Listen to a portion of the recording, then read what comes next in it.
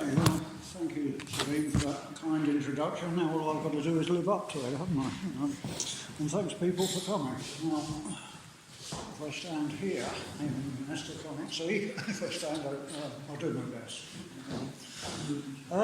So yeah, gardening for pollinators. So where do we start? Well, I guess the first thing to do is, before we get on to the gardening bit, is to talk about the pollinators themselves. And why, what and why. We tend to think of pollinators as being bees, which is fair enough, of course. It's not just bees, bees, butterflies, moths, hoverflies, beetles, even ants in some cases, they all do their bit. We don't have all afternoon to talk about all of them, so I'm going to stick to bees. And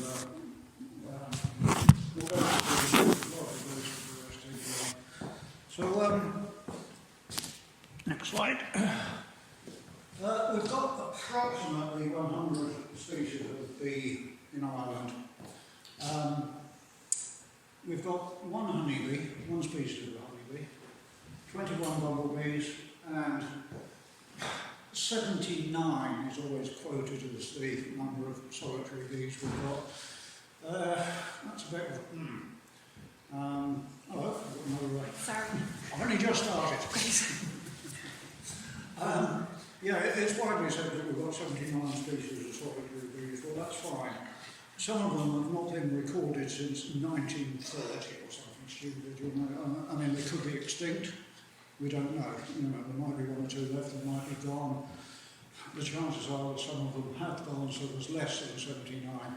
On the other hand, things being what they are, climate change, we're actually gaining species at the same time. I mean, just offhand, I can think of the red mason button bee, the hairy-footed flower bee, the wildflower bee, the ivy bee. We're just getting another one called the violet carpenter bee coming into the country. They're all coming in. The red mason bee may or may not have been introduced by apple growers, we don't know. But these things are arriving all on their own. And so we've probably got more species, a few more than that. But most are actually on the decline. We all go on about saving the bees and that. Most are on the decline, except one, which is the honeybee. Yeah, yes, absolutely. All honeybees, be they wild or same, be they in a beehive, be they in an oak tree over there or whatever, they're all the same species, each and every one of them. There are different strains, but they're the same species, it doesn't matter. And in fact, it's estimated that worldwide honeybee hives have actually increased by 40% in the last decade, so they're not on the way down, they're actually on the way up, if anything. And they're not endangered in the least because they're looked after by beekeepers. They're farmed.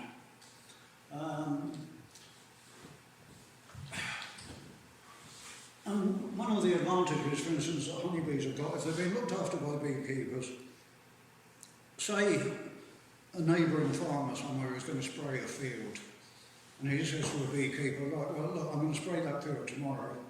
And the beekeeper says, okay, go on. I can shut the hives, keep the bees in there for the day, and they're fine, right? Wild bees are not afforded that sort of protection at all. So, I mean, that's just one of the ways that honeybees have got the edge. So okay, well, we're pretty well off the honeybees.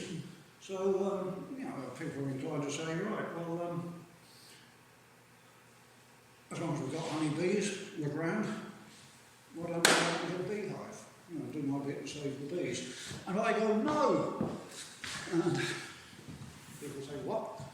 Now, don't get me wrong, I've got nothing against honeybees, beekeepers, or honey. I like honey as much as anyone else does, yeah? But the fact is that if you farm bees, if you put a beehive out there, they're in direct competition with the wild bees that we're trying to save. So, you know, there's a bit of a balance, but, you know, I give the ethics and the pros and cons of it, but just bear in mind that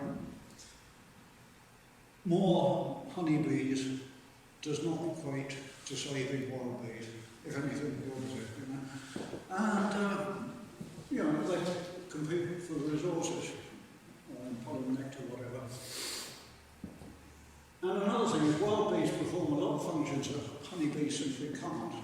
Honeybees are very good pollinators, but they can't do everything. There are things they can't do. There are certain flowers, plural, that are much better pollinated by wild bees, including bumblebees. And then, when you're talking about bumblebees or whatever, there's 21 different species, as I said up there.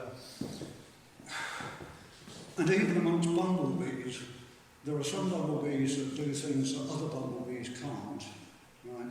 So we can't afford to say, well, we can afford to lose those or those. We've got these, you know. It doesn't work. And the way I like to put that in human terms that we as human beings can understand is to put this up. The light on here is terrible. It's a construction site.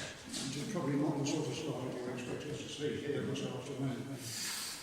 But, yeah, large construction site. And the thing about it is, there's all sorts of trades and professions running about here. There's tower cut crane drivers up there, there's scaffolders, there's steel fixers, there's carpenters, there's electricians, plumbers, glaziers, all these different trades. And they all look exactly the same. It's a pity about the light, you can't see them, but they're running about here in their high-vis vests and their hard hats, and they look identical.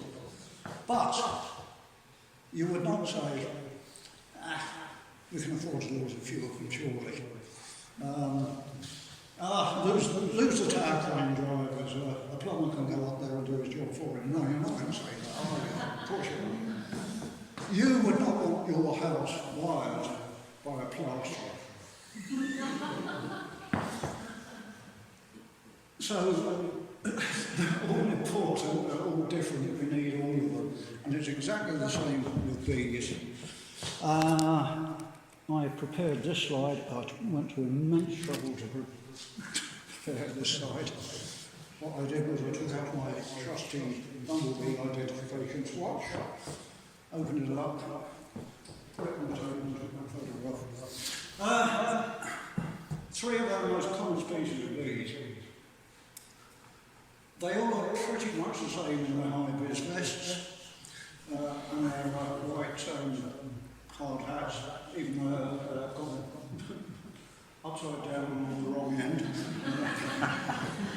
But there they are. There's three different species of bees, and you look at them and they all look pretty much identical. One of those bees can do something that the other two can't. And I'm damned if I can see from looking at that picture which is what or why or whatever, but trust me. It is in fact this one. Can do something that those just can't do. Right?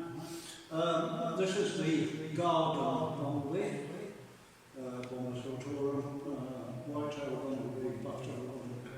So here's a picture of this one. On a foxglove.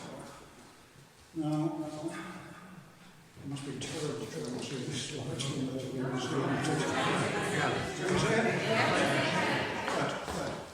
This is a garden bumblebee on a foxglove, and what you might be able to see is, I don't know if you can see this bit here.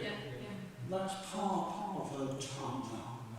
She has got an enormous, great big long tongue. That's half her body length, right?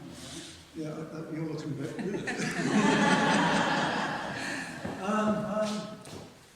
It really is enormous. In fact, when not in use, she actually curls it up like a spring and stuffs it in the mouth.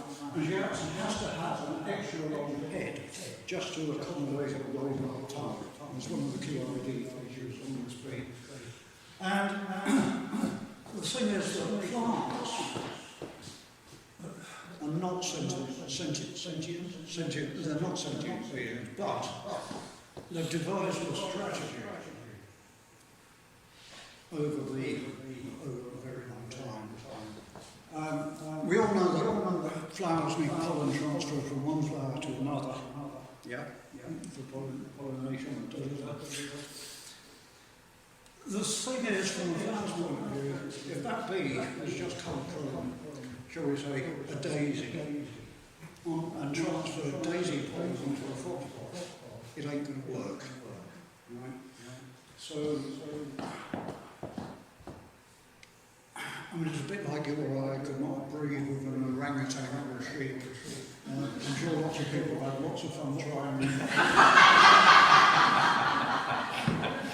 But don't try it.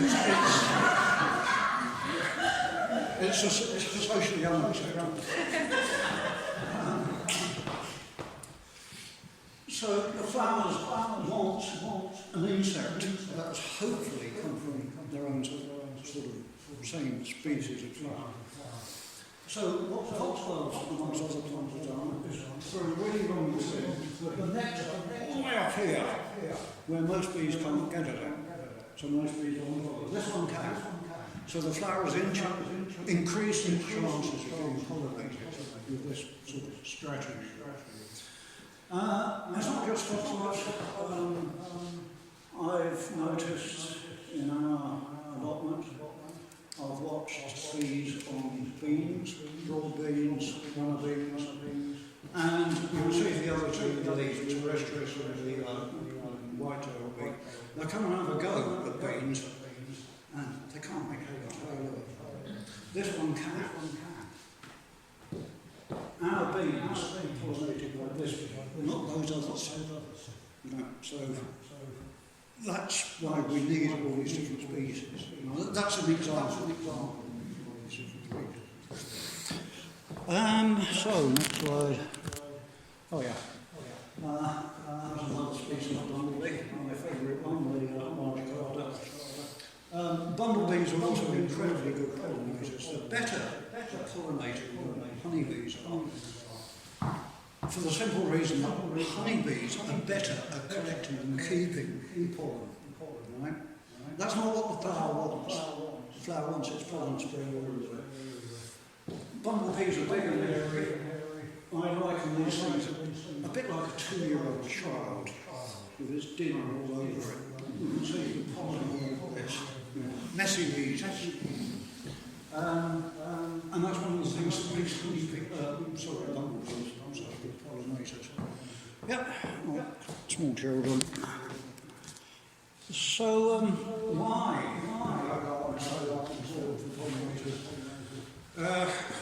Insects and bees and that really won't be living out in the country. And that's fine, but I mean, farmers are really under extreme pressure to make a living. You know, that's what they do. That's their job. I've got a lot of sympathy for farmers, actually. To be viable, there are certain things they have to do.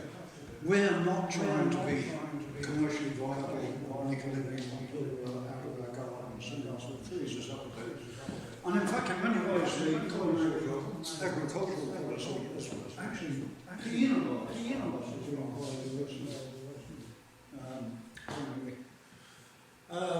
not strictly related to pollinators, but for instance, the CAP grant scheme pays an acreage grant to farmers. So if you've got a 200-acre farm, say, you're paid for the productive land. So in other words, take the footprint of the farm and its buildings or any roads or whatever, it's the actual growing space that farmers get or have got been paid for. So if you've got a great big oak tree in the middle of the field, and especially these days with satellite imaging, whoever the bureaucrats that run this scheme will look at it, inspire it, and say, there's a tree there. The area under that tree doesn't qualify for a grant. It's not productive farmland. So you're a farmer, what do? Chainsaw. Cut it down. You then get paid for that space, which you weren't going to get paid for at all. as I said, that's not strictly to do with pollinators, but it really just outlines how the Common Agricultural Policy has penalised farmers in the past. I mean, this is now changing a lot. You know, I think CLP is but in the meantime, our farmland is largely, in many places, devoid of biodiversity. Another thing is, we do not need to use pesticides and herbicides. Some of us might, I wish people would, in the gardens or whatever. We don't need to. I detest glyphosate, but I do concede that there are times when farmers have to use it in order to make a living. I don't know what you think of that, Hans, but you know. But we certainly don't have to, so I really don't think we should be. You know? And then another thing, you've probably heard this sort of thing before in Ireland or the UK or whatever, people say, well, if we added all our gardens and that together, added all the space together and sort of total up the acreage, we'd have the biggest national park in the country. You know, it might be fragmented, but it would be big. And it's true, you know. So we have a huge potential nature reserve.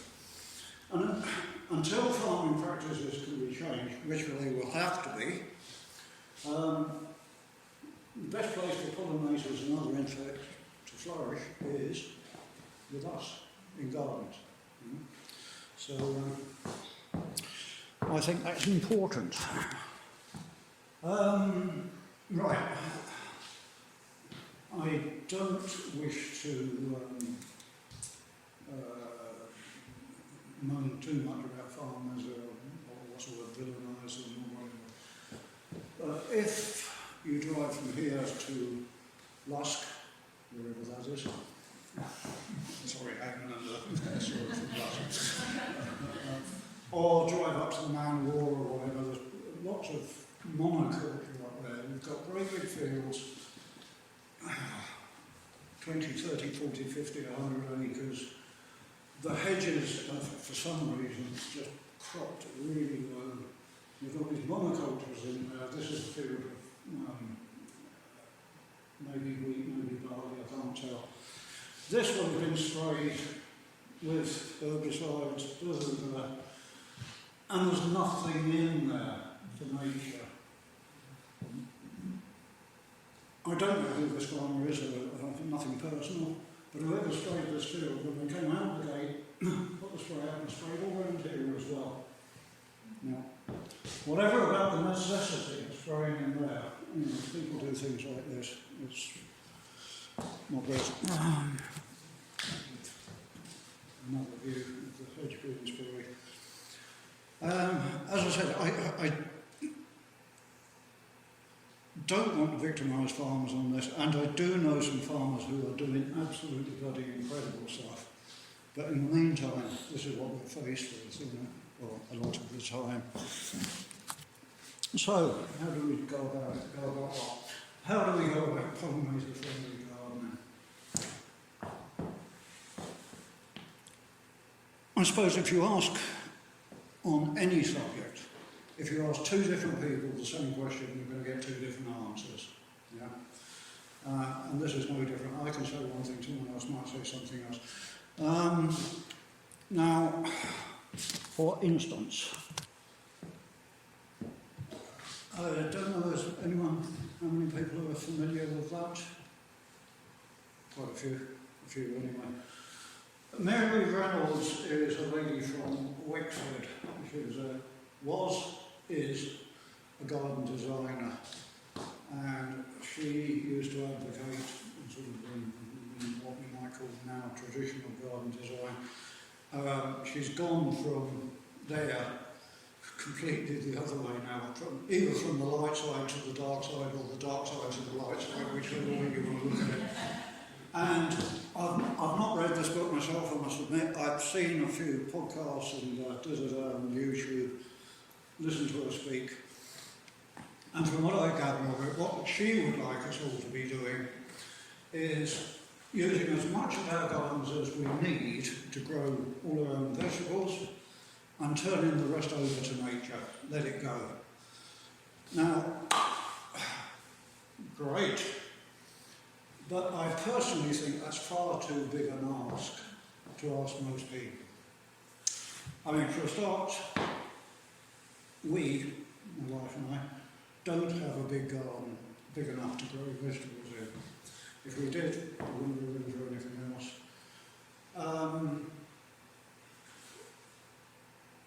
Another thing is, I really don't think that you can ask people to do something like that in a suburban setting like this. People aren't going to be interested in growing their own vegetables. You know, going from Skerries, commuting into town, doing a day's work, coming back, getting out there, blah, blah, blah. They're going to be far more interested in something more like what is now known as a garden. Yeah? But that's okay as far as I'm concerned, because you have to sacrifice nothing to make your flower garden more pollinator-friendly. I took this photograph 2 or 3 or 4 years ago. It was someone's front garden in a house in Skerries. A kind of new build house and blah, blah, blah, and a garden right there, and he said, right, I'm going to make it pollinator-friendly right from the start. Yeah, so I thought that was really nice. Lots of good stuff in there. And in fact, if I show you this, there's the guy in question, which is our very own cattle copeland. I hope he won't mind me putting that picture up there. No, I'm sure he won't. So yeah, I mean that is pollinator friendly. It's not full of weeds or whatever. You know, it's an example of what you can do.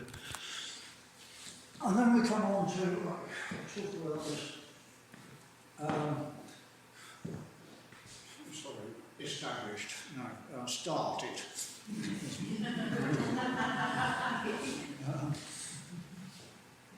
There was a community garden proposed in the grounds of Skerries Mills. Part of the ethos of it was that there should be a flower garden, a sensory garden that people could enjoy all the different senses. Okay. It's wheelchair accessible, it's on a flat site, so anyone can use it. So it's supposed to be a sensory garden, you know, senses, sight, smell, hearing. And we thought, right, well, we jumped in there because we thought, right, this is a really good opportunity to make a bee-friendly garden. That way you get the flowers to the sight, you get the smell, you get the buzz of the bees. That's 3 of the senses covered straight away. You know. So we did. We got in there and started planting it in the autumn of 21. We put some bulbs in. And we've been doing it ever since. And it seems to be working okay. That's it. Taken last summer. There's a dirty great skip there, which has nothing to do with us. I'll get rid of that and the other way a bit. This is Marion working in the garden there. I didn't quite know what order to put these slides in, so I'll come back to that in a minute, but that's just one view of it. That's kind of looking the other way. I'm really not happy about the right here, it's really bleached out. And there's one of the beds full of alliums. Anyway, 1, 2, 3. So,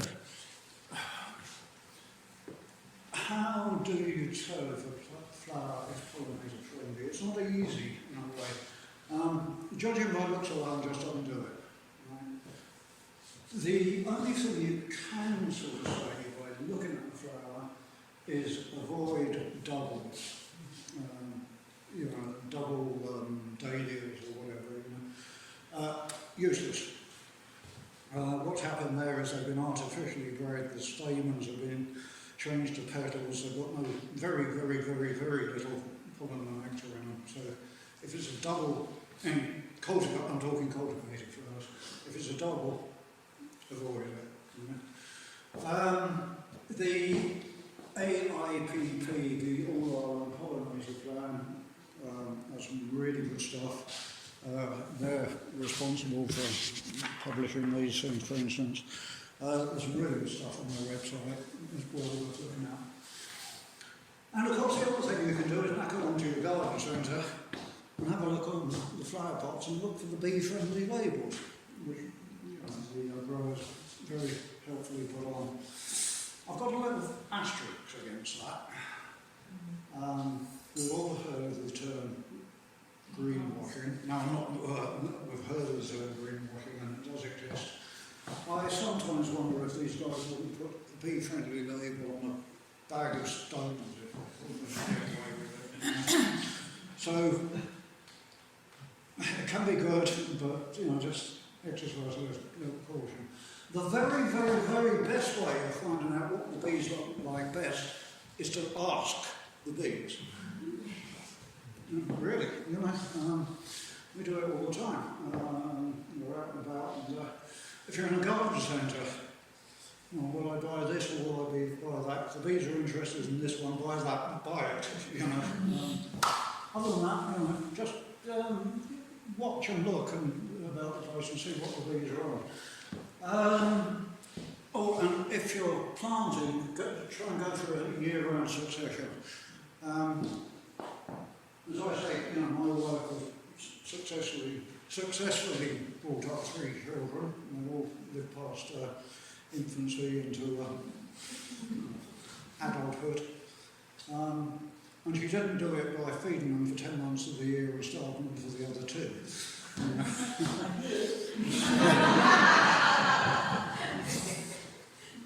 Sorry.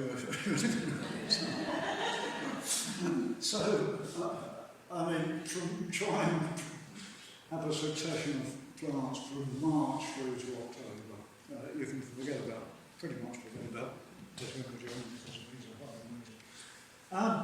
And I really recommend perennials over annuals. The perennials are all self-propagators. Is that a spelling mistake? I think it is.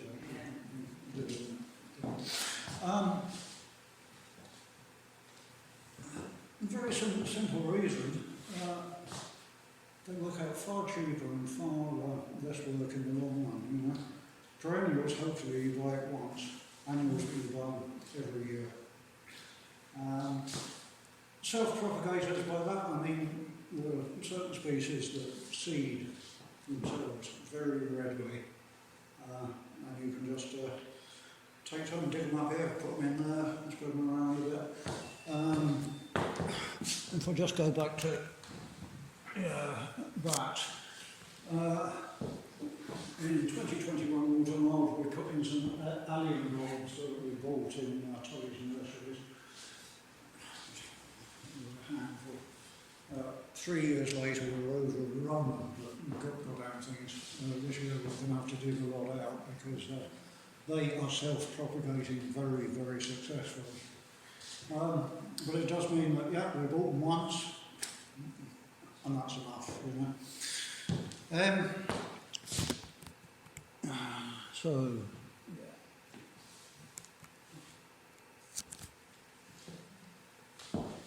How do you tell by looking at a flower if it is pollinator-friendly? There is a daffodil.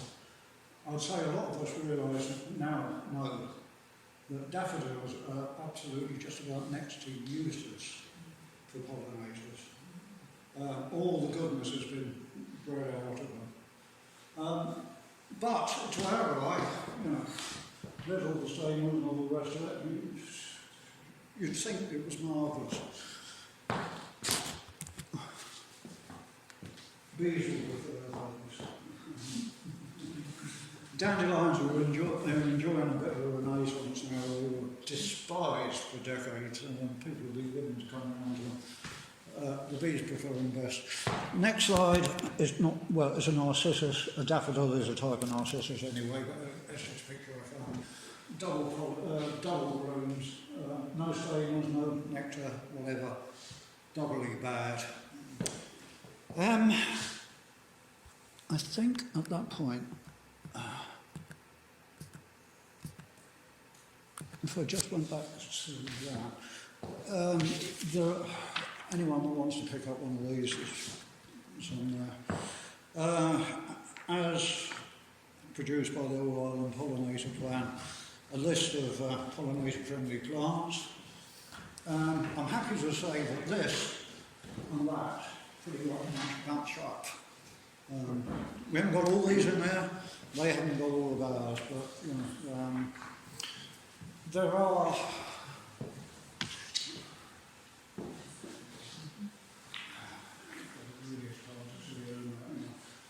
there's lots of calandria or marigolds or whatever. We've got anthuriums, which are annuals, but they readily reseed. Collect the plants and put them on.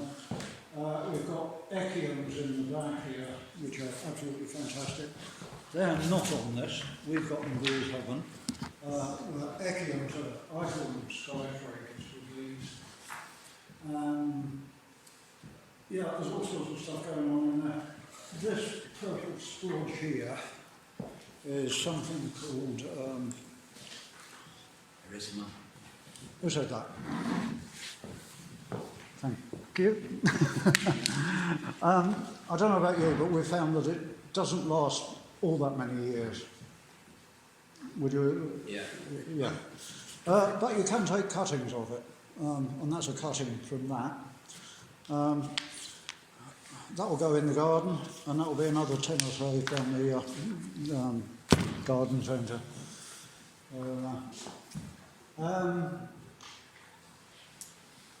Yeah, I've lost myself now. I just, yeah, there's all sorts of other stuff in there. I mean, this is something else.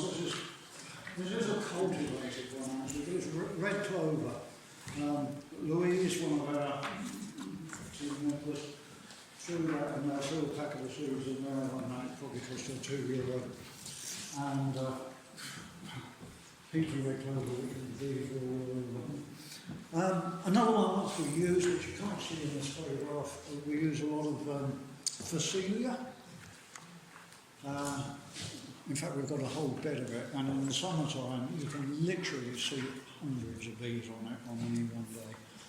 So, you know, it does work. It really does work. I've nearly finished, actually. I said earlier that, you know, how do you know the flower is pollinator-friendly? Ask the bees. Well, in this case, it's asked the butterflies. Took this photograph last summer in Ardillan, in the herbaceous border, in front, or actually at the back of the house, but you know what I mean, I think. You know. There was a large stand of this, and it was plastered in butterflies, as you can see. Two peacocks as well as white. There's a hoverfly in there. But we wanted some. So we said to Dominica, the head gardener, and she said, right, when we do the flower beds in the winter, we'll be tidying up doing this and that and other. She saved us some roots of this stuff, and we put it in, and it's coming up, and we should have some of that this year as well. So that's the butterflies telling us what they want. And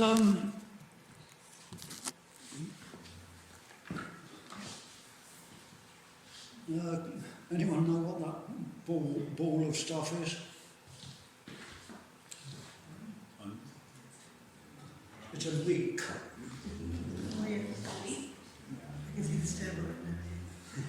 Now, that's an hour allotment.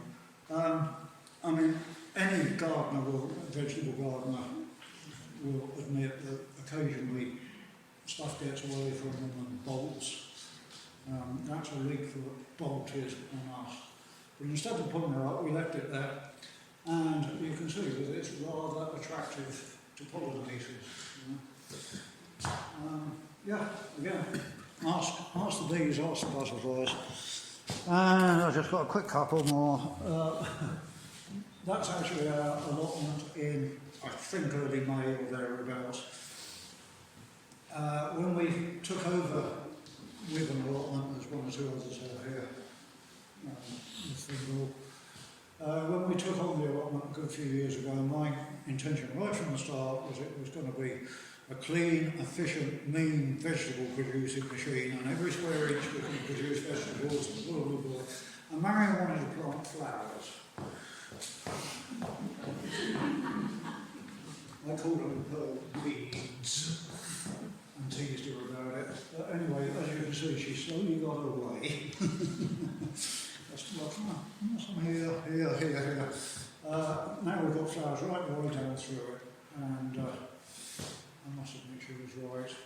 So that was it, I think last May, and exactly the same place in the Cedar Parcel, all but disappeared in June, July, or whatever. But yeah, why not? You know, give it a go. And that's about it, really.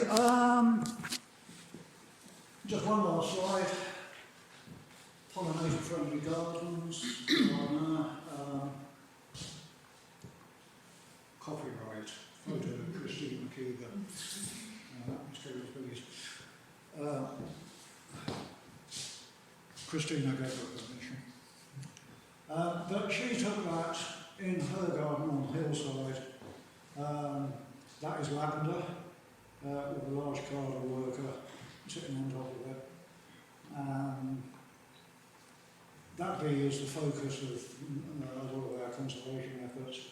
And there is an example of someone with a private garden, and the bee is in her garden. So, yeah, I think that's me done.